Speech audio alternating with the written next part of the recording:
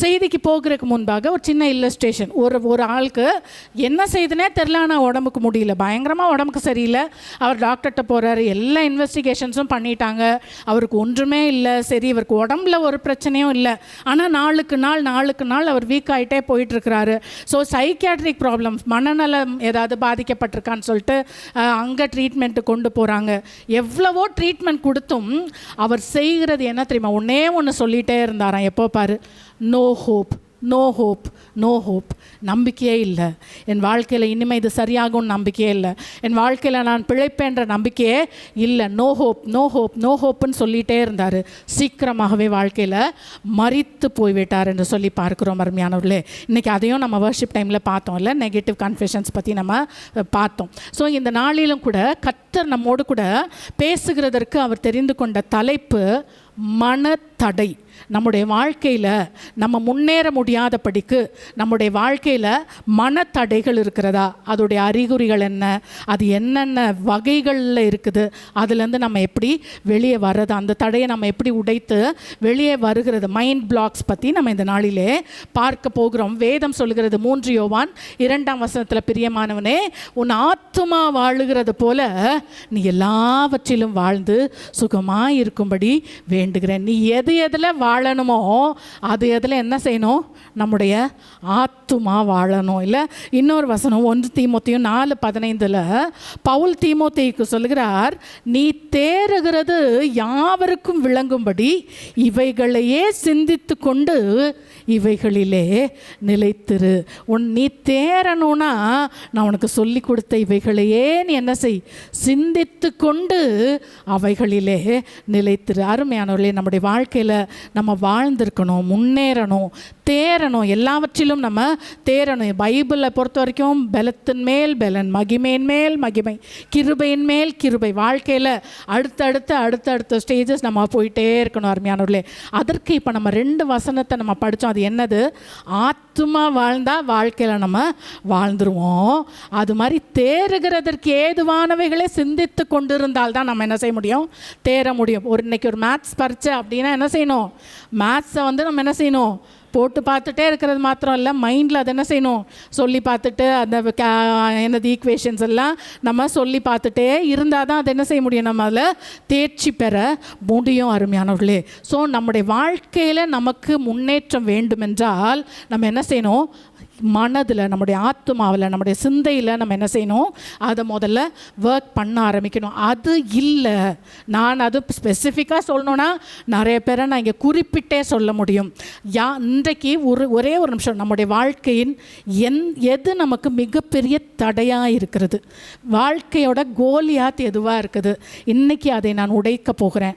அதற்கு ஒரு வேளை என்னுடைய எண்ணங்கள் தடையாக இருக்கிறதா அப்படின்றத இந்த நாளிலே நாம் சிந்தித்து அந்த தடைகளை உடைத்து நாம் முன்னேறுவோம். ஆண்டவர் மனுஷனை படைத்தப்போ முதல்ல அவனுக்கு ஆசீர்வாதமாகவும் கட்டளையாகவும் கொடுத்தது என்ன? பலுகி பெருகி பூமியை என்ன செய்யுங்க? நிரப்புங்க, அதை கீழ்ப்படுத்தி ஆண்டு கொள்ளுங்க. ஸோ அங்கேயே ஒரு மல்டிப்ளிகேஷன் தேவை. அதுதான் மனுஷனுக்கு ஆண்டவர் அவர் கமாண்டாகவும் கொடுத்தாரு, பிளெஸிங்காகவும் கொடுத்தாரு. 2 சாமுவேல் 3:1 தாவீது வர பலத்தான். அதே 2 சாமுவேல் 5:10 தாவீது நாளுக்கு நாள் விருத்தி அடைந்தான்னு சொல்லி பார்க்கிறோம் அருமையான. அது மாதிரி 2 கொரிந்தியர் 3:18 ஆவியாக இருக்கிற அந்த கர்த்தராலே அவருடைய சாயலாக தானே நாம் என்ன செய்கிறோமா? மகிமையின் மேல் மகிமை அடைந்து மறுரூபமாகிறோம். நம்ம எல்லாரும் நினச்சிட்டு இருக்கோம், அது உண்மைதான், ஒரே நிமிஷத்தில் ஒரு இமைப்பொழுதில் நம்மை மறுரூபம் ஆக்க போகிறது உண்மைதான். ஆனால் ஒவ்வொரு நாளும் ஒரு ஸ்டெப் டுவர்ட்ஸ் தட் நம்ம போயிட்டுருக்குறோமா? வாழ்க்கையில் நம்முடைய ஓட்டம் எல்லாம் எங்கே இருக்குது? எல்லாம் எதை நோக்கி ஓடிக்கொண்டிருக்கிறோம்? பரலோக ராஜ்யத்தை நோக்கி, இயேசு கிறிஸ்துவை போல பலவான்களாய், ஆசீர்வதிக்கப்பட்டவர்களாய், மற்றவர்களை ஆசீர்வதிக்கிறவர்களாய் நம்ம வளர ஆண்டவர் நமக்கு சொல்லி இருக்கிறார். இன்றைக்கி ஒரு ஸ்டெப் நம்ம அதில் முன்னேறி இருக்கிறோம். திடீர்னு ஒரு நாள் நான் அப்படியே டிரான்ஸ்ஃபார்ம் ஆகி நிற்பேன்னு நம்மளே நம்ம என்ன செஞ்சுட்டு இருக்கக்கூடாது, ஏமாற்றிட்டு இருக்கக்கூடாது. கொஞ்சம் கொஞ்சமாக ஒரு ஸ்டெப் அட் அ டைம் நம்ம என்ன செய்யணும்?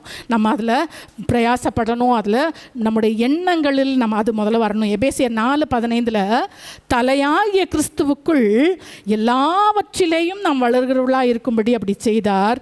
அதற்காக என்ன செய்தார்? அதற்காக தான் நமக்கு தீர்க்கதரிசிகள், அப்போஸ்தலர்கள், சுவிசேஷகர்கள் அப்போஸ்தலர்கள், போதகர்கள், மேய்ப்பர்கள் எல்லாம் ஆண்டவர் ஏற்படுத்தினார். ஒரு சர்ச் வந்து கிறிஸ்து தான் தலை, அவருக்குள்ளே நாம் எல்லாவற்றிலும் வளரணும். அதாவது ஒருத்தவங்க நம்ம ஒரு இதில் நம்ம என்ன செய்கிறோம், பர்ஃபெக்டாக இருக்கோம், வளர்ந்துட்டுருக்கோன்னு நம்ம நினச்சிட்ருக்கோம்.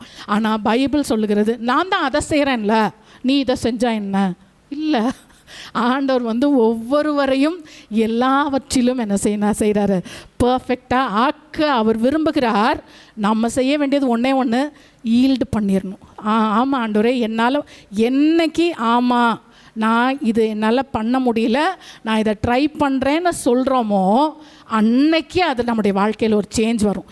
என்றைக்கு அதை ரெசிஸ்ட் பண்ணிக்கிட்டே, நான் அதை கடந்த நாட்களில் கூட நான் ஒரு பிள்ளையை நான் சொன்னேன், நம்ம எதிர்த்து நிற்க வேண்டியது யாருக்கு எதிர்த்து நில்லுங்கள் ஓடி போவான்? சத்தமாக சொல்லுங்களேன், ஏன்னா உங்களுக்குலாம் தெரியுதானே தெரில. ஆனால் வீட்டில் யாருக்கு எதிர்த்து நிற்கிறோம் சொல்லுங்கள். ஒரு வார்த்தை சொன்ன உடனே அப்படியே எனக்கு தெரியும், இன்றைக்கி தான் இதை செய்யாமல் விட்டுட்டேன். ஆமாம், இதுதான் உங்களுக்கு எப்போ பார்த்தாலும் உங்கள் கண்ணுக்கு தெரியும். யாரை ரெசிஸ்ட் பண்ணுறீங்க? யாரை நம்ம எதிர்த்து நின்று கொண்டு இருக்கிறோம்? அருமையானவர்களே, தயவு செய்து எதிர்த்து நிற்க வேண்டியவர்களை, நிற்க வேண்டிய அவனை எதிர்த்து நிற்போம். அவன் நம்மை விட்டு ஓடி போவான். ஈல்டு பண்ண வேண்டிய தேவனுக்கும் புருஷனுக்கும், நம்மை விட பெரியவர்களாய் ஆண்டவர் வைத்திருக்கிறவர்களுக்கும் நம்ம என்ன செய்யணும், நம்மை சரண்டர் பண்ணணும், நம்ம சமர்ப்பிக்கணும் என்று சொல்லிட்டு பார்க்குறோம். ஸோ முன்னேற்றம் தேவை. எதில்? ஆத்துமாவிலும் எண்ணங்களிலும் முன்னேற்றம் வேணும்னு நம்ம பார்த்தோம். எதில் முன்னேறணும்? நம்ம எப்போவுமே சொல்லுவாங்கள்ல ஒரு பழமொழி, இருக்கிறத விட்டுட்டு பறக்கிறதுக்கு ஆசைப்படுறது.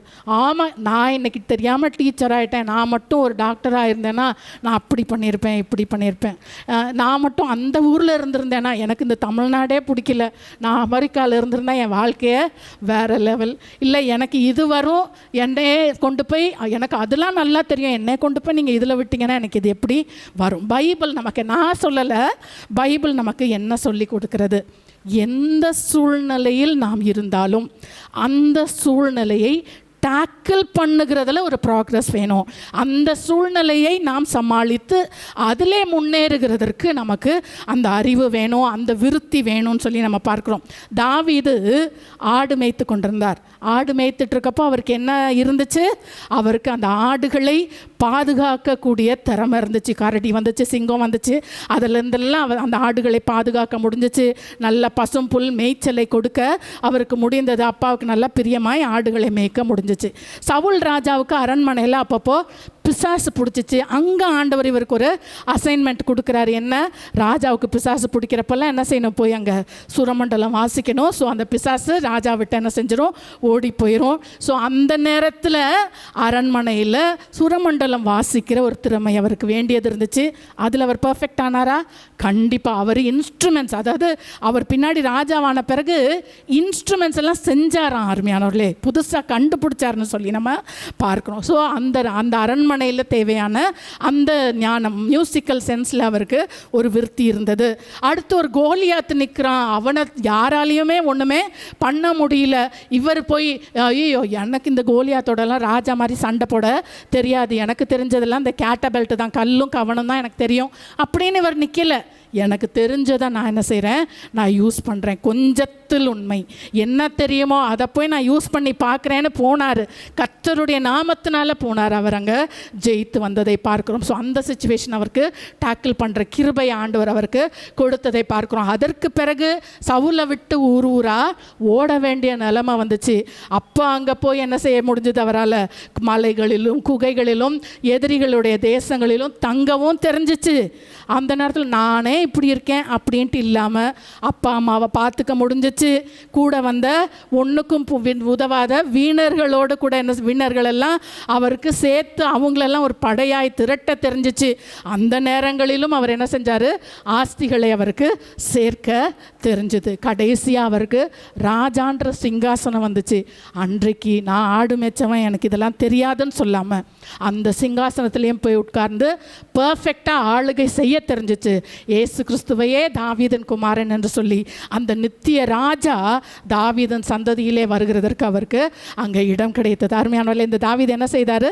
எல்லா சூழ்நிலைகளிலும் முன்னேறக்கூடியவராய், விருத்தியை கொண்டு வரக்கூடியவராய், பலப்படக்கூடியவராய் அவர் இருந்தார். தானும் முன்னேறினார், கூட இருக்கிறவர்களையும் முன்னேற்றினார். இன்னும் ஒரு எக்ஸாம்பிள் பார்க்கலாம்.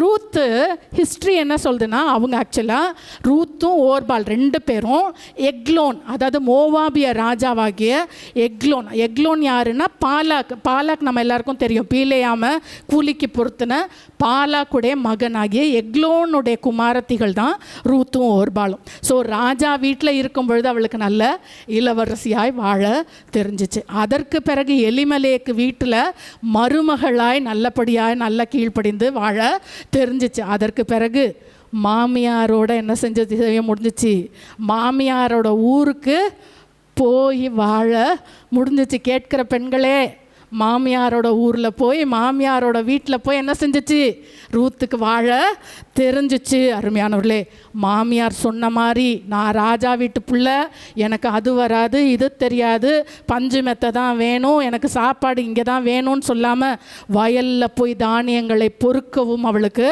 தெரிந்தது. ஊர்லேயே மகா பெரிய சீமானாக இருந்த அந்த போவாசை திருமணம் செய்யக்கூடிய நாட்கள் வந்த பொழுது அதற்கும் தன்னை ஒப்பு கொடுக்க தெரிஞ்சிச்சு. பிள்ளை பிறந்த உடனே எனக்கு பிள்ளை பிறந்துருச்சு, மாமியார் வேண்டான்னு விரட்டாம மாமியாருடைய மடியிலே தன் பிள்ளை, எத்தனை பிள்ளைங்க கேளுங்க, மாமியாருடைய மடியிலே உன் பிள்ளையை கொடுத்து வளர்க்க அந்த ரூத்துக்கு என்ன செஞ்சிச்சு தெரிஞ்சது. அந்த மாமியாருக்கு அந்த 2 பிள்ளைங்க செத்து போனாங்களே, 2 பசங்க, அவர்களுக்கு பதிலாக 7 குமாரருக்கு ஈக்குவலா அந்த மாமியாருக்கு ஒரு நல்ல மருமகளாய் அவளால் வாழ தெரிஞ்சிச்சு. அந்த ரூத் எங்கே இடம் பெற்றாள்? இயேசு கிறிஸ்துவின் வம்ச வரலாற்றிலே இடம் பெற்றாள். ஸோ உனக்கு எதில் முன்னேற்றம் தேவை?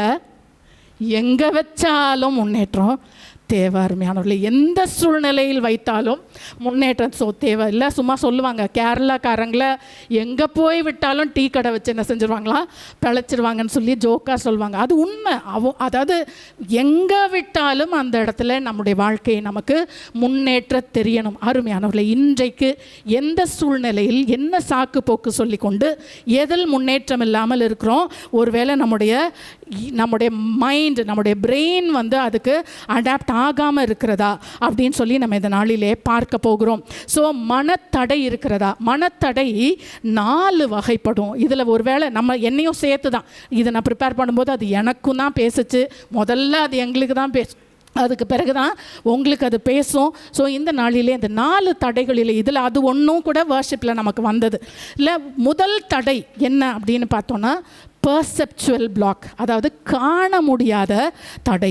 நமக்கு ஆண்டவர் கொடுத்த அந்த தரிசனங்களை நம்மளால் என்ன செய்ய முடியல, அதை காண முடியாத, உணர முடியாத தடை. அதாவது இன்னைக்கு எனக்கு இது தேவை, என் நிலைமை இது கிடையாது, எனக்கு ஆண்டவர் இதை வைத்திருக்கிறார், இன்றைக்கு என்னுடைய சூழ்நிலையில் இதை செய்தால் சரியாயிரும்னு சொல்கிறாங்க, ஆனால் என்னால் என்ன செய்ய முடியல. ஏன்னா அதை பார்க்க முடியல. இன்றைக்கி இருக்கிற சிச்சுவேஷன், இன்றைக்கி இருக்கிற சூழ்நிலைகளை தான் நான் பார்த்துட்ருக்கிறேனே ஒழிய இதில் நீ இதை நீ இதை ஜெயிச்சிருவேன்னு சொல்கிறாங்க, ஆனால் என்னால் என்ன செய்ய முடியல, அதை நம்ப முடியலை. ஏன் அதை நம்ப முடியல தெரியுமா? இவங்களாவே சில அசம்ஷன்ஸ் வச்சுருப்பாங்க, இவங்களுக்காகவே சில அனுமானங்கள் ஏற்கனவே என்ன செஞ்சுருப்பாங்க, வச்சுருப்பாங்க. தேவையில்லாத கற்பனைகளை ஓவர்லோட் வச்சுருப்பாங்க. ஏற்கனவே நிறைய கற்பனைகள், இவங்களாவே ஃபால்ஸ் இமேஜினேஷன்ஸ் நிறைய ஓவர்லோடடாக வச்சுருப்பாங்க. அருமையானவர்களே, எக்ஸாம்பிளுக்கு 2 ராஜாக்கள் 7ஆம் அதிகாரத்தில் எலிசா தீர்க்கதரிசியின் நாட்களிலே அங்கே பயங்கர பஞ்சம், சமாரியாவில் பயங்கர பஞ்சம். அங்கே தீர்க்கதரிசி சொல்லுகிறார், நாளைக்கு இந்நேரத்தில் எல்லாம் சரியாயிரும், நாளைக்கு இதே டைமில் எல்லாம் சரியாயிரும்ப்பா, நீங்கள் போங்கன்னு சொல்கிறாங்க. அங்கே எல்லோரும் உடனே ஆமென் அல்லேலூயா பிரைஸ் தி லார்ட்னு சொன்னாங்களா? ஒருத்தர் கூட சொல்லலை. ஆனால் யாரும் நெகட்டிவாக என்ன செய்யலை, பேசலை. ஒரே ஒரு ஆள் என்ன செஞ்சார், ஆண்டவர் வானத்தின் பலகணிகளை திறந்தா கூட இது நடக்கவே நடக்காதுன்னு ஒருத்தர் சொன்னார். அந்த ஆமென் அல்லேலூயா சொல்லாமல் அமைதியாக நின்றவங்க கூட என்ன செஞ்சாங்க, அதை அனுபவிச்சாங்க. ஆனால் ஆமாம் நீங்கள் தான் சொல்லிக்கிட்டு இருக்கீங்க, அதெல்லாம் எங்கே நடக்க போகுதுன்னு சொன்ன அந்த ராஜாவின் பிரதானி அதை என்ன செய்யல, அனுபவிக்க முடியல. அவர் அந்த நாளிலேயே செத்து போனார்னு சொல்லி பார்க்குறோம். அருமையானவர்களே, ஸோ இந்த நாளிலே நம்ம இந்த மாதிரி நடக்கும் அப்படின்னு வேதம் சொல்லுகிறத, இல்லை நடக்கும்னு கர்த்தருடைய பிள்ளைகள் சொல்லுகிறத, முக்கியமாக ஹஸ்பண்ட் சொல்லுகிறத செஞ்சிரு. நான் உண்மையாகவே சொல்கிறேன், லேடிஸ் மட்டும் ஒரே ஒரு சீக்ரெட்டை புரிஞ்சுக்கிட்டிங்கன்னா உண்மையாகவே வாழ்க்கையில் ஜெயிச்சிடலாம். ஏன்னா ஆண்டவர் என்ன சொல்லிட்டாரு, கர்த்தருக்கு கீழ்ப்படுகிறது போல் என்ன செஞ்சுருங்க, சொந்த புருஷனுக்கு கீழ்ப்படைஞ்சிருங்கன்னு சொல்லிட்டார். ஸோ உண்மையாகவே நான் சொல்கிறேன், நான்லாம் அப்படி சொல்லிடுறேன், சரிப்பா இதை செஞ்சிடணும் தானே, திருப்பி யோசிச்சு தானே சொல்கிறீங்க, அவ்வளோதான் முடிஞ்சிச்சு. அதுக்கு மேலே வேறு வார்த்தையே கிடையாது.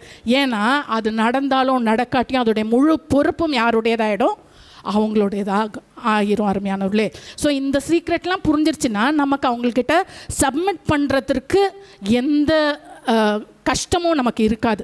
அது நம்மளுக்கு புரியுதோ புரியலையோ, ரைட்டோ ராங்கோ, அதோடைய முழு பொறுப்பும் யாருடையது, நம்முடைய ஹஸ்பண்ட்ஸுடையது ஆயிரும். அருமையானவர்களே, ஸோ இந்த நாளிலே ஆண்டவர் சொல்கிறத, ஊழியக்காரங்க சொல்கிறத, பெண்கள் முக்கியமாய் புருஷர் சொல்லுகிறத என்ன செய்யணும், கேட்கணும்.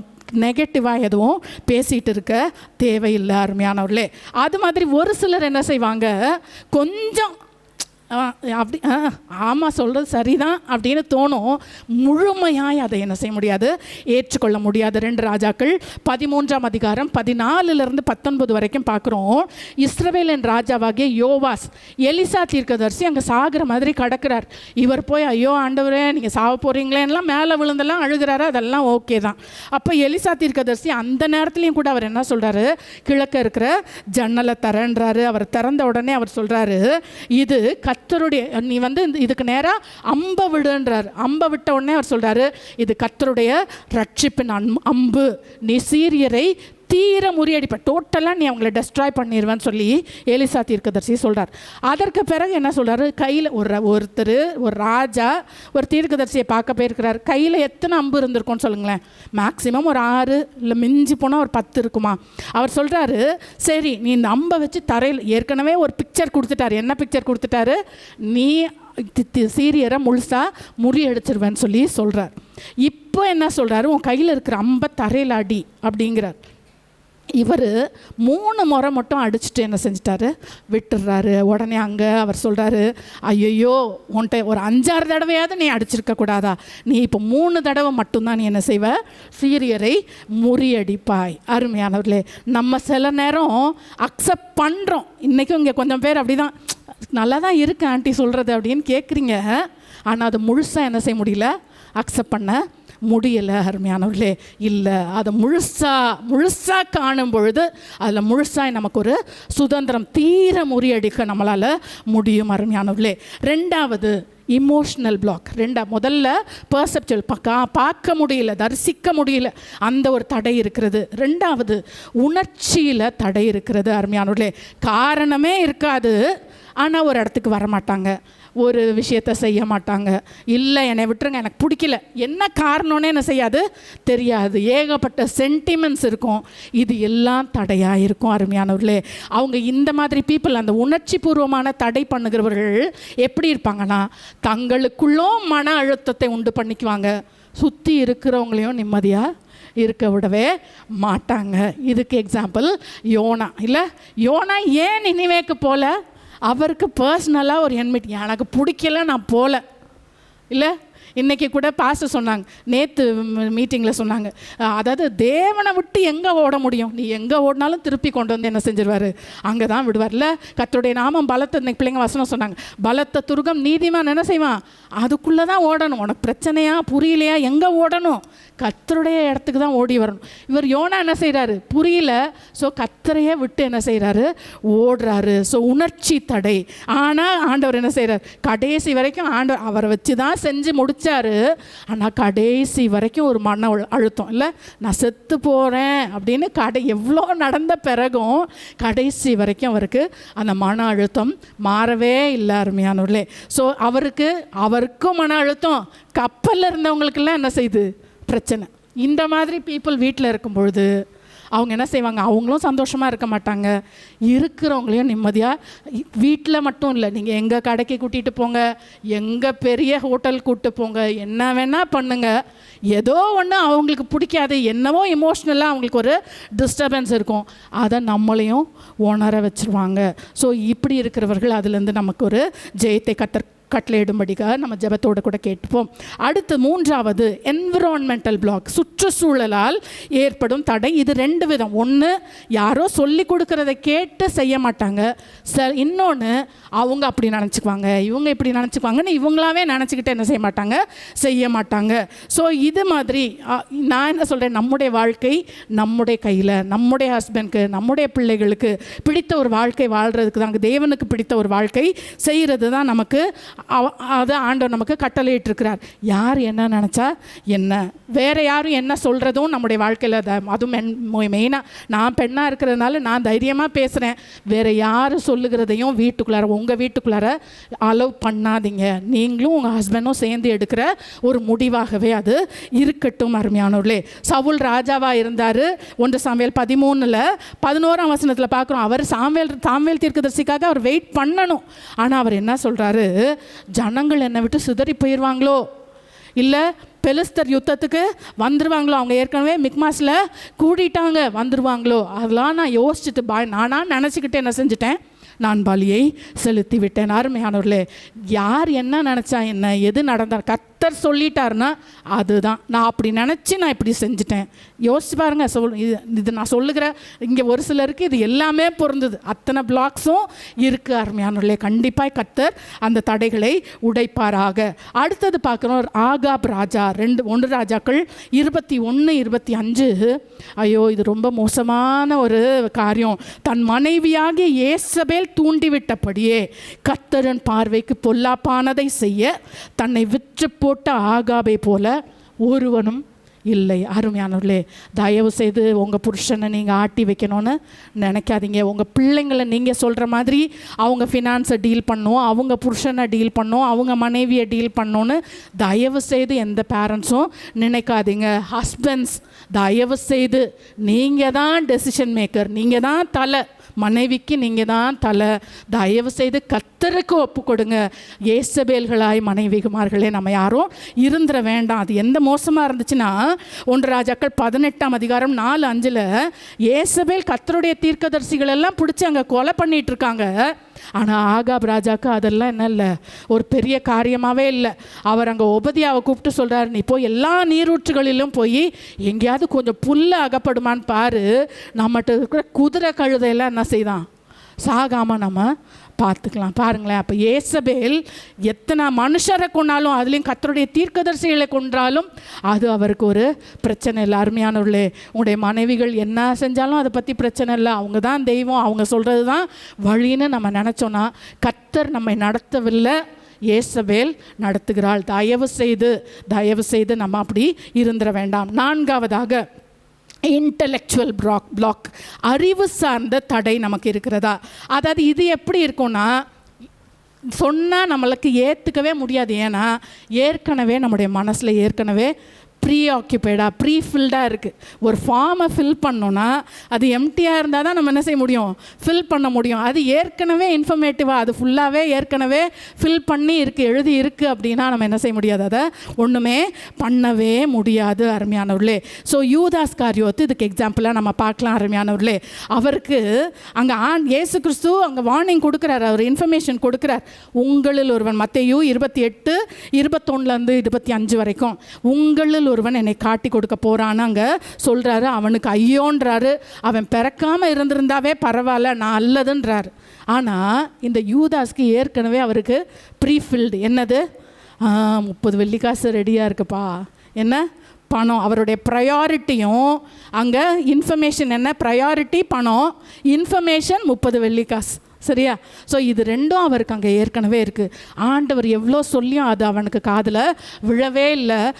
உங்களில் ஒருவன் காட்டி கொடுக்க போகிறான்னு சொன்னப்பவும் ரபி நானோ தெரியாத மாதிரி என்ன செய்கிறாரு, அங்கே கேட்கிறாரு. அருமையானவர்களே, இவர் பாட்டுக்கு பிரசங்கம் பண்ணிகிட்டு இருக்கட்டும், நம்ம செய்கிறத செய்வோம். தயவு செய்து நம்ம அப்படி இருந்துட வேண்டாம். அருமையானவர்களே, ஸோ 4 விதமான தடைகளை குறித்து பார்த்தோம். அருமையானவர்களே, சரி, இந்த தடைகள் நமக்குள்ளே இருக்குதா? அதுக்கு அறிகுறிகள் ஒரு 7 அறிகுறிகள், முடிஞ்ச வரைக்கும் வேகமாய் போகலாம். முதல் அறிகுறி, இம்போஸ்டர் சிஸ்டம்னு சொல்கிறாங்க. அதாவது என்னால் முடியாது அப்படின்னு நானாக நினச்சிக்கிறது. என்னால் முடியவே முடியாது, அந்த திறமை, அதாவது என்னுடைய திறமைகள், என்னுடைய தாளந்துகள், என்னால் என்னுடையவைகளை குறித்தே எனக்கு என்னது சந்தேகம், செல்ஃப் டவுட். ஸோ இது நிறைய பேருக்கு இருக்குதா? பைபிளில் இருந்தது, மோசேக்கு இருந்துச்சு. ஐயோ நான் திக்குவாயன் மந்தனாவு அதெல்லாம் சொல்கிறாரு. ஆனால் ஆண்டவர் என்ன செய்கிறார்? ஆண்டவருக்கு உங்களை வேணும்னா அவர் எப்படியாவது உங்களை எக்விப் பண்ணி அதை செய்ய வைப்பார். உங்கள் ஹஸ்பண்ட்க்கு உங்களை வச்சு ஒரு காரியம் செய்யணும்னா அவர் எப்படியாவது உங்களை ட்ரெயின் பண்ணி அதை செய்ய வைப்பார். ஈல்டு பண்ணால் அது முடியும். மோசே சொல்லி பார்த்தாரு, ஆண்டவர் கேட்கல, விட்டு கொடுத்தாரு. ஆண்டவர் செஞ்சாரா செய்யலையா? கானான் வரைக்கும் கொண்டு போய், முடியவே முடியாதுன்னு சொன்ன மோசையை அவ்வளோ பெரிய கானான் வரைக்கும் கொண்டு போய் சேர்க்க வைத்தார். ஆனால் அதே நேரம் என்னாகமம் 13ஆம் அதிகாரம் 31 33 வரைக்கும் அந்த 10 வேவுக்காரர்கள், 12 பேர் போனாங்க, அதில் 10 வேவுக்காரர் அவ்வளோ நெகட்டிவாக சொல்கிறாங்க. நம்மளால் அவங்கள எதுக்க முடியாது, அவங்கெல்லாம் பெரிய பெரிய பலவான்கள், அவங்கெல்லாம் ராட்சதர்கள், நாங்கள் வெட்டுக்கிளிகளை போல இருக்கோம். இந்த மாதிரி அவங்க எவ்வளோ ஆண்டவர் அங்கே சொல்கிறாரு. மோசையும் ஆரோனும் அவங்களுக்கு முன்னாடி தரையிலே விழுகிறாங்க. காலேபும் யோசுவாவும் சொல்கிறாங்க, அதெல்லாம் ஒன்றும் இல்லை, ஆண்டவர் நம்மளோட கூட இருக்கிறாரு, அவர் சொல்லிட்டார், அவர் செய்வார்னு சொல்கிறாங்க. ஆனால் இவங்க முடியாது, எங்களுக்கு இன்னொரு தலைவரை ஏற்படுத்துங்க, நாங்கள் எகிப்துக்கே திரும்பி போகிறோன்னு சொல்கிறாங்க. அவங்க கடைசி வரைக்கும் என்ன செய்யலை? போய் சேரவே இல்லை. ஸோ யாரெல்லாம் விட்டு கொடுக்கலையோ அவங்களால என்ன செய்ய முடியாது? செய்ய முடியாது. அருமையானவர்களே, ரெண்டாவது ப்ரொக்ராஸ்டினேட்டர்ஸ், அதாவது எல்லாவற்றிலும் சில நேரம் ஏதோ ஒரு முடியாமல் தாமதிக்கிறது, அது வேறு விஷயம். எல்லாத்துக்கும் எல்லா நேரங்களிலும் தாமதிக்கிறது அது ரொம்ப கஷ்டம். இது ஒரு அறிகுறி, உங்களுக்கு மனத்தடை ஏதோ இருக்குது. ஏன்னா பயம், ஃபஸ்ட்டு ஸ்டெப் எடுத்து வைக்கிறதுக்கு பயம். அது ஏதோ ஆயிருமோ, அப்படி ஆயிருமோ, இப்படி ஆயிருமோ, இதை எப்படி விட்டுட்டு போகிறது? எக்ஸாம்பிள் இதுக்கு லோத்து இல்லை, தாமதித்து கொண்டிருந்தார். ஆண்டவர் அவங்க மேலே வச்ச அந்த கரிசனையினால் கையை பிடிச்சி தூதர்கள் என்ன செஞ்சாங்க? கூட்டிகிட்டு போய் வெளியே விட்டாங்க. ஆனாலும் தேவனுடைய சித்தம் பரிபூர்ணமாக அவங்களுடைய வாழ்க்கையில் நடக்க முடியலன்னு பார்க்குறோம். இல்லை, பிரசங்கி 11:4 காற்றை கவனிக்கிறவன் விதைக்க மாட்டான், மேகங்களை நோக்குகிறவன் அறுக்க மாட்டான்னு சொல்லி பார்க்குறோம். நம்ம தாமதிக்கிறது என்னன்னா, வெயிட் பண்ணுங்கப்பா, இது வந்துடட்டும், அது வந்துடட்டும், இல்லை கொஞ்ச நாள் ஆகட்டும். நடக்கவே நடக்காது. ஆகட்டும் பார்க்கலாம்னா பார்த்துக்கிட்டே இருக்க வேண்டியதான், அது ஒன்றும் நடக்காது. ஸோ தாமதித்து கொண்டிருக்கிறவர்கள் அதை நம்ம செய்து முடிக்க முடியாது. மூன்றாவது, டிஸ்ஆர்கனைஸ்ட் பீப்புள், ஒழுங்கற்று இருக்கிறவர்கள். அதாவது சம்டைம்ஸ் நம்ம சில காரியங்களில் ஒரு அவசரத்தில் எல்லாத்தையும் அப்படி அப்படியே போட்டுட்டு போகிறது அது ஓகே தான். ஆனால் எப்பவுமே டிஸ்ஆர்கனைஸ்டாக, எப்பவுமே ஒழுங்கற்று இருந்தோம் என்றால் நம்ம இடத்துல ஏதோ ஒரு பிரச்சனை இருக்குது. அருமையானவர்களே, அதுக்கு மத்தேயு 25 அந்த புத்தி இல்லாத 5 கன்னிகைகளை குத்தி நம்ம பார்க்கலாம். எதுக்கு போகிறாங்க?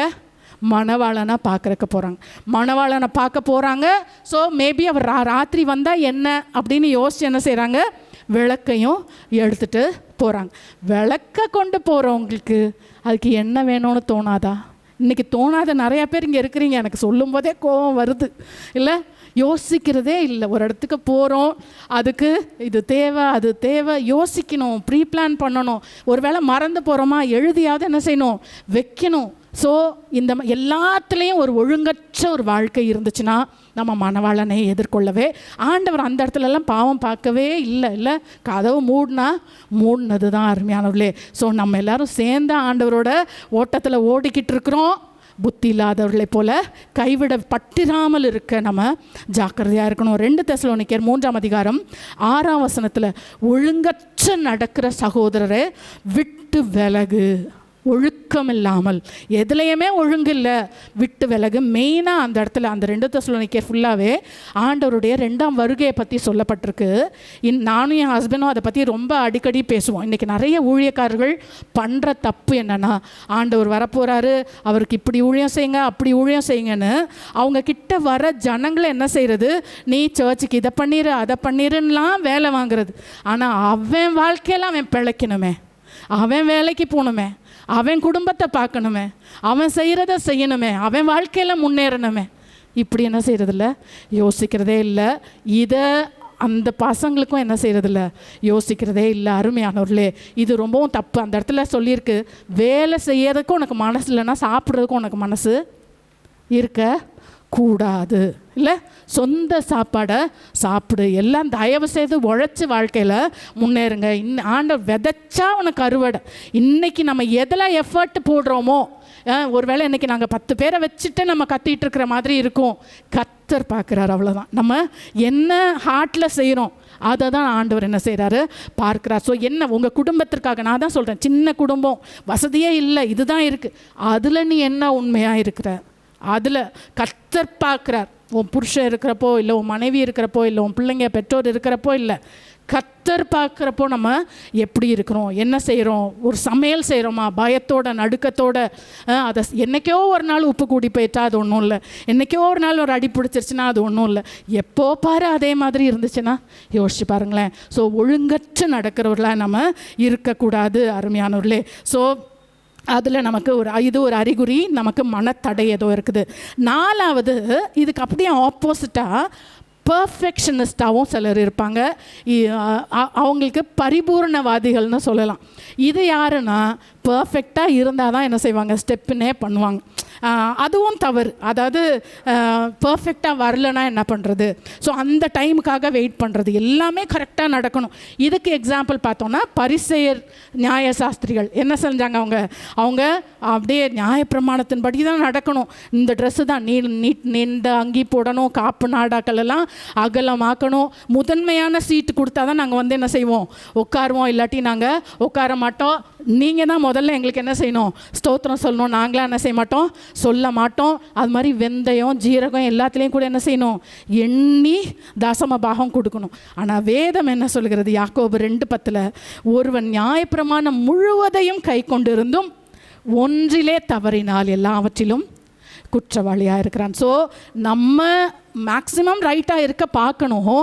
ஆனால் அது பைபிளில் தான் சொல்லுது, ஒரே ஒரு மனுஷன் கூட இந்த பூமியில் எல்லாத்தையும் கரெக்டாக என்ன செஞ்சிட முடியாதான், செஞ்சிட முடியாது. ஸோ நம்மெல்லாம் எப்படி ரட்சிக்கப்பட்டோம், கிரியையினாலேயா, கிருபையினாலே ரட்சிக்கப்பட்டோம். இல்லை, எபேசியர் 2:7 கிருபையினாலே. ஸோ நாம் மற்றவங்களுக்கு என்ன செய்யணும், கிருபையாக இருக்கணும். அவங்களுக்கும் கொஞ்சம் என்ன செய்யணும், எக்ஸ்கியூஸ் பண்ணணும். சரி பரவாயில்ல அடுத்த தடவை செய். ஆனால் அதுக்கும் ஒரு லிமிட்டேஷன்ஸ் இருக்குது, அது அவங்களுக்கும் ஆண்டவருக்கும். ஸோ கிருபையாக இரக்கமாய் நம்மளை பர்ஃபெக்ஷனிஸ்டாக நம்ம இருக்க தேவையில்லை அருமையானவர்களே. அதாவது கொஞ்சம் இப்படி அப்படி பசகிருச்சுன்னா பயங்கர கோவம். அது அந்த பூரணவாதி, பரிபூர்ணவாதின்னு சொல்லி தாங்களே நினைத்து கொள்வது. யாராலையும் அப்படி இருக்க முடியாதுன்னு பைபிள் நமக்கு சொல்லி கொடுக்கிறது அருமையானவர்களே. அடுத்தது 5வது அறிகுறி, பீப்புள் வித் மொனோட்டோனஸ் ருட்டீன்ஸ். அதாவது ஒரே அந்த குண்டு சட்டிக்குள்ளே குதிரை ஓட்டுறதுன்னு சொல்லுவாங்கள்ல, கொஞ்சம் கூட அவங்களால சேஞ்ச் அடாப்ட் பண்ணவே முடியாது.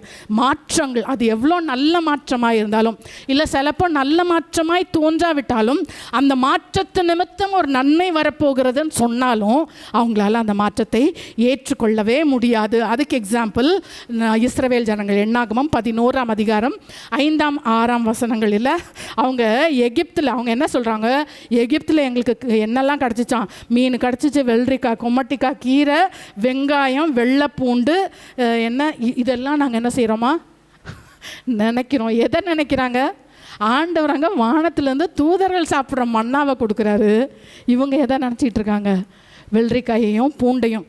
ஆண்டவர் எதை நினைக்க சொல்கிறாரு, பாலும் தேனும் ஓடுற காணான்னு நினைக்க சொல்கிறாரு. ஆனால் இவங்க நினைக்கிறது என்ன, வெள்ளரிக்காயும் பூண்டையும் மீனையும். அருமையானவர்களே, ஸோ அதே ருட்டீன், நாங்கள் அப்படி இருந்தோம், நாங்கள் அந்த காலத்தில் எங்களுக்கு இது கிடச்சிச்சு அது கிடச்சிச்சு.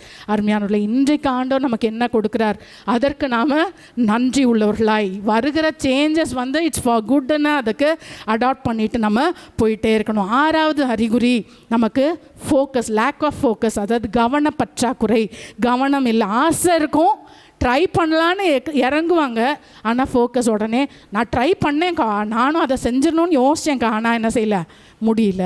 இல்லை, பேதுரு இயேசு கிறிஸ்துவை பார்த்துல மத்தேயு 14ஆம் அதிகாரம் 28-30 ஆண்டவர் பார்த்தோன்னே என்ன சொல்லிட்டாரு, ஆண்டவரே நீங்கள் தண்ணியில் நடந்தால் நானும் என்ன செய்கிறேன், நடக்கிறேன். இறங்கி நடந்தார், ஜலத்தின் மேல் நடந்தார். ஆனால் காற்று பலமாய் இருக்கிறதை கண்டார். இயேசு கிறிஸ்துவை காண்ற வரைக்கும் நடந்தார்.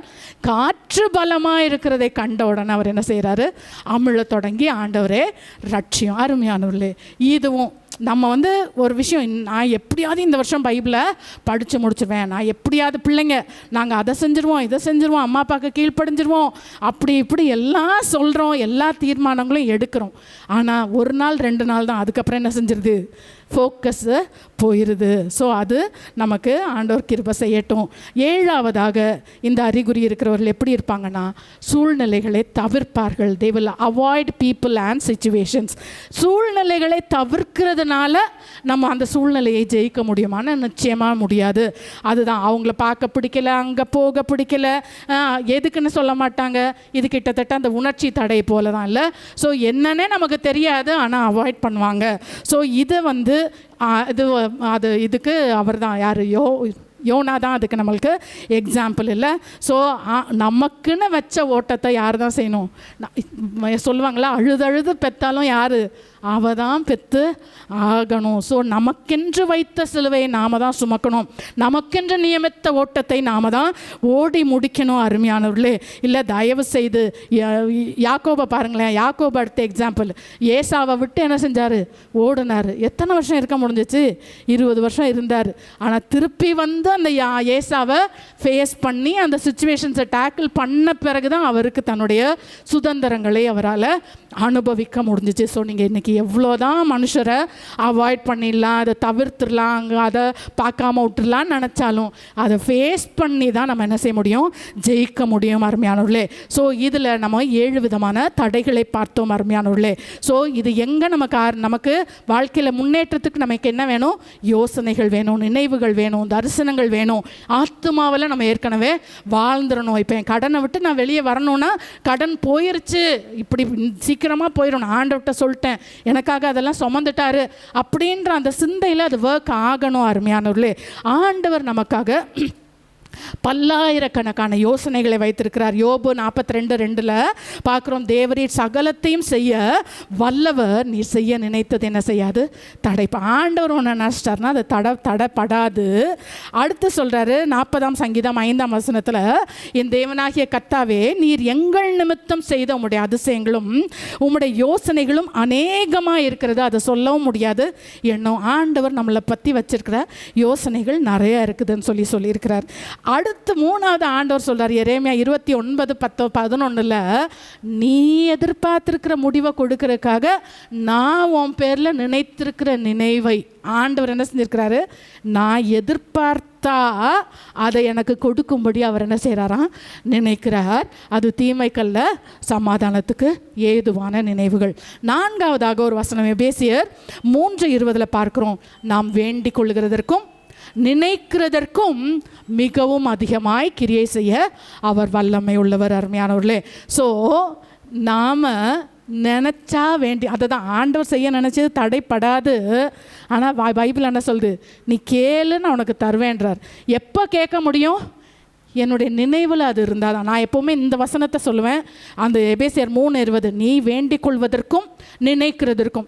உன்னால் எவ்வளோ பெருசாக இமேஜின் பண்ண முடியும், எவ்வளோ பெருசாக ட்ரீம் பண்ண முடியும், எவ்வளோ பெருசாக உங்களை பற்றி, உங்களுடைய பிள்ளைங்களோட ஃப்யூச்சரை பற்றி எவ்வளோ பெருசாக நம்மளால் யோசிக்க முடியுமோ, அதை விட 10,000 மடங்கு அதிகமாய் கர்த்தரால் என்ன செய்ய முடியுமா, செய்ய முடியும். ஸோ யோசித்து பார்க்கலாம். அருமையானவர்களே, யாரும் நம்மை தடுக்க முடியாத அளவுக்கு நம்முடைய யோசனைகள் விரிவாகட்டும். பத்திமேயு குருடன், எல்லாரும் சொன்னாங்க, அமைதியார் பேசாத, ஆனால் எந்த தடையும் அவரை இருக்க விடலை. அவர் தாவீதின் குமாரனேன்னு ஓடினார், அவருங்க சுகத்தை பெற்றார்.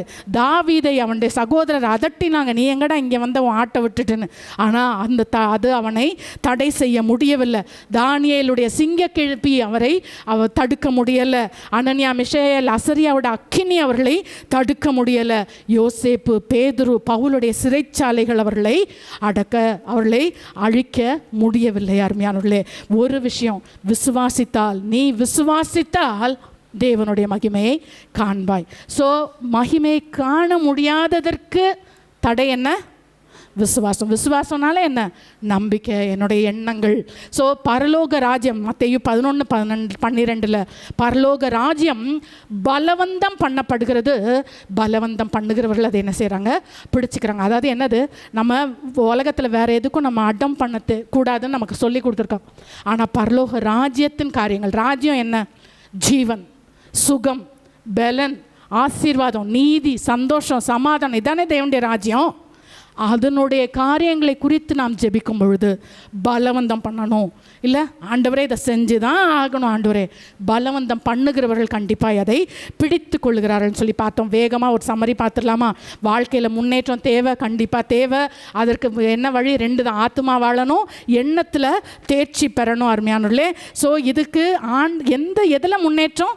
எதில் வச்சாலும் முன்னேற்றம். எந்த சூழ்நிலையில் இருந்தாலும் முன்னேற தெரியணும். 4 விதமான மனத்தடைகள், உண்மையான நிலைமையை காண முடியாத தடை, உணர்ச்சியில் தடை, சுற்றுச்சூழலால் தடை, அறிவு சார்ந்த தடைகள் என்று சொல்லி பார்த்தோம்.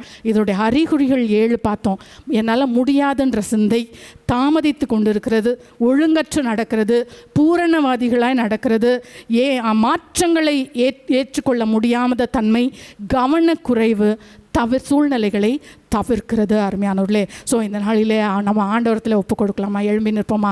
ஆண்டவரே, என்னை பற்றி நீங்கள் ஏகப்பட்ட நினைவுகள் வைத்திருக்கிறீங்க. நம்ம செய்ய வேண்டியது ஒன்று தான், அவருடைய நினைவுகளோடு நம்ம அலைன் ஆகணும். அவர் என்னை பற்றி ஆண்டவருக்கு நம்ம ஆசீர்வதிக்கிறது தான் அவருக்கு இஷ்டம் இல்லை. அந்த நினைவுகளோடு நம்ம சமாதானமாய் வாழணுன்றது தான் அவருடைய சித்தம். அந்த நினைவுகளோடு நம்ம சந்தோஷமாய் இல்லை, நீதி உள்ளவர்களாய், நம்ம எல்லா குறைவுகளெல்லாம் நிறைவாக்குகிற தேவன். ஸோ அப்படி நம்முடைய எதிர்பார்க்குதலும் நம்முடைய நினைவுகளும் அவரோடு கூட இருக்கும் பொழுது நிச்சயமாய் நம்ம வாழ்க்கையில் ஜெயிப்போம். அருமையானவர்களே, எல்லாரும் இந்த நேரத்தில் நிஜமாவே ஏதோ வந்தோம் கேட்டோம் போனோன்னு இல்லாமல் என் மனத்தடைகளை உடைக்கிறேன் ஆண்டவர், உடையுங்க இயேசுவின் நாமத்தில், இயேசுவின் ரத்தத்தினால நான் உடைத்து ஜெயம் பெற்று போகிறேன்னு சொல்லி நம்ம எல்லாரும் பாடலாம். கோலியாத்தை முறியடிப்போம் இயேசுவின் நாமத்தினால், கோலியாத்தை முறியடிப்போம் இயேசுவின் நாமத்தினால், விசுவாச கேடயத்தா நாம் பிசாசை வென்றிடுவோம். விசுவாச கேடயத்தா நாம் பிசாசை வென்றிடுவோம். வெற்றி கொடி பிடித்திடுவோம். நம்ம இந்த பாடலை பாடும்போது எல்லாரும் தயவு செய்து, ஆண்டவரே என் தடைகளை உடைக்கிறேன், எல்லா கோலியாத்தும் உடையுது ஆண்டவரே. ரிகாதா ஷடகதா கரல வரி ஷடகதா, நாம் வீரனோடு நடந்திடுவோம். கோலியாத்தை மூறி அடிப்போம் இயேசுவின் நாமத்தினால், கோலியாத்தை மூறி அடிப்போம் இயேசுவின் நாமத்தினால். எல்லாரும் கோலியாத்தை முறியடிப்போம், கோலியாத்தை முறியடிப்போம். எல்லாரும் அவருடைய வாழ்க்கையில் இருக்கிற கோலியாத்தை முறியடிக்கிறோம் இயேசுவின் திரும்ப கோலியாத்தை முறியடிப்போம் இயேசுவின் நாமத்தினால். விசுவாச கேடயத்தா நாம் பிசாசை வென்றிடுவோம். விசுவாச கேடயத்தா நாம் பிசாசை வென்றிடுவோம். வெற்றி கொடி பிடித்திடுவோம், நாம் வீரநாடை நடந்திடுவோம். வெற்றி கொடி பிடித்திடுவோம், நாம் வீரநாடை நடந்திடுவோம். காடானாலும் மேடானாலும், காடானாலும் மேடானாலும் நீங்க எங்களுக்குன்னு ஒரு பாதை வச்சிட்டீங்க ஆண்டவரே. அது எதுவா இருந்தாலும் நாங்க உங்க பின்னாடி ஓடி வருவோம் ராஜா. நீர் எங்களுக்கு பின்னாடி வைத்திருக்கிற வாழ்க்கை ஆண்டவரே, உங்க பின்னாடி நாங்கள் ஓடி வருவோம் ஆண்டவரே. ரிகாதா ஷடகதா கரலபரா, கலப்பையில் கை வைத்திட்டோம், நாம் திரும்பி பார்க்க மாட்டோம். எல்லாரும் கலப்பையில் கை வைத்திட்டோம், நாம் திரும்பி பார்க்க மாட்டோம். கலப்பையில் கை வைத்திட்டோம், காலப்பையில் கை வைத்திட்டோம் நாம் திரும்பி காலப்பையில் கை வைத்திட்டோம் நாம் திரும்பி பார்க்க மாட்டோம் வெற்றி கொடி பிடித்திடுவோம்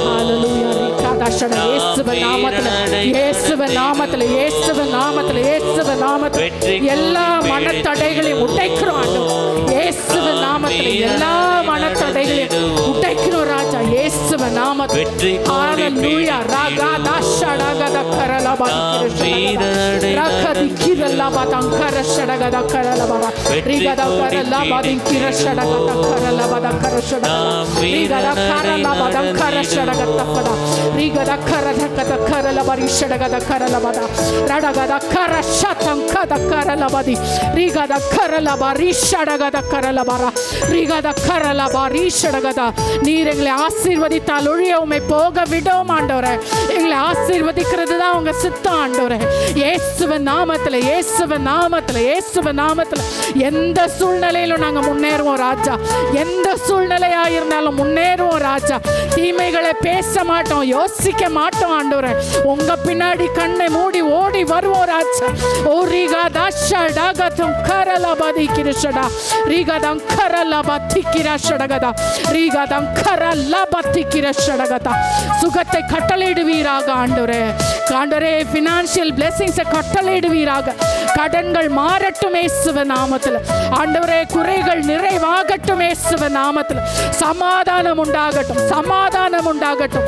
ஷாலோம் இயேசுவின் நாமத்தில். ஏகோவா ஷாலோம் நீங்க, ஏகோவா ஈரே நீங்க ராஜா. ரிகத ஷடகதம் கரலபரி ரகத கரலபரி ஷடகத கரலபரி. ஹalleluya. உமக்கு நன்றி ராஜா, உமக்கு ஸ்தோத்திரம். எங்களை நேசிக்கிற நல்ல தகப்பனே, நீங்கள் எங்களோடு கூட ஆண்டவரே ஆவியாயும் ஜீவனாயும் இருக்கிற உம்முடைய வார்த்தைகளை கொண்டு பேசி பர்சனலாக எங்களை ஒவ்வொருவரோடும் கூட ஆண்டவரே நீங்கள் பேசினதற்காக உமக்கு நன்றி ஆண்டவரே. எங்களுடைய வாழ்க்கையில் நீங்கள் எந்த சூழ்நிலையில் வைத்திருந்தாலும் நீங்கள் எங்களோடு இருந்தால் போதும் ராஜா. நீங்கள் உங்களுடைய வார்த்தை எங்களோடு இருந்தால் போதும் ஆண்டவரே. நிச்சயமாய் அந்த சூழ்நிலைகளை மாற்றும். வனாந்தரத்தை வயல்வெளியாக காட்டை போல செழிக்கவும் செய்ய நீங்க எங்களோடு கூட இருந்தால் மாத்திரம் போதும் ஆண்டவரே. எங்களால் முடியும்.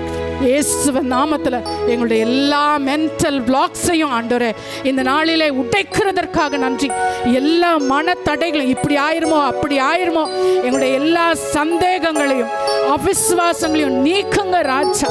விசுவாசிக்கிறோம் ஆண்டவரே, விசுவாசிக்கிறோம் ராஜா. எங்களுடைய விசுவாசத்தை துவக்கினவர் நீர். எங்களுக்கா விசுவாசம் இல்லப்பா, விசுவாசத்தை துவக்கினவர் நீர். முடிய நடத்துவீர் ஆண்டவரே. கர்த்தாவே, இந்த வார்த்தைக்கு வந்த ஒவ்வொருவரையும் தனித்தனியாய் பேர் பேராய் குடும்பம் குடும்பமாய் ஒப்பு கொடுக்கிறோம் ராஜா. இந்த வார்த்தையின் பலனை தடைகளை தாண்டி நாங்கள் ஆண்டவரே அடைவோம் இயேசுவின் நாமத்தினால். துதிகன மகிமை நமக்கு செலுத்துகிறோம் இயேசுவின் நாமத்தில் பிதாவே. என் ஆத்மாவே கர்த்தரை ஸ்தோத்திரி, என் முழுவலுமே அவருடைய பரிசுத்த நாமத்தை ஸ்தோத்திரி. என் ஆத்மாவே கர்த்தரை ஸ்தோத்திரி, அவர் செய்த சகல உபகாரங்களையும் மறவாதே. ஆமென். நம்முடைய கர்த்தராகிய இயேசு கிறிஸ்துவினுடைய கிருபையும் பிதாகிய தேவனுடைய அன்பும் பரிசுத்த ஆவியானவருடைய ஐக்கியமும் நம் ஒவ்வொருவரோடும் எப்பொழுதும் தங்கியிருப்பதாக. ஆமென். அல்லேலூயா.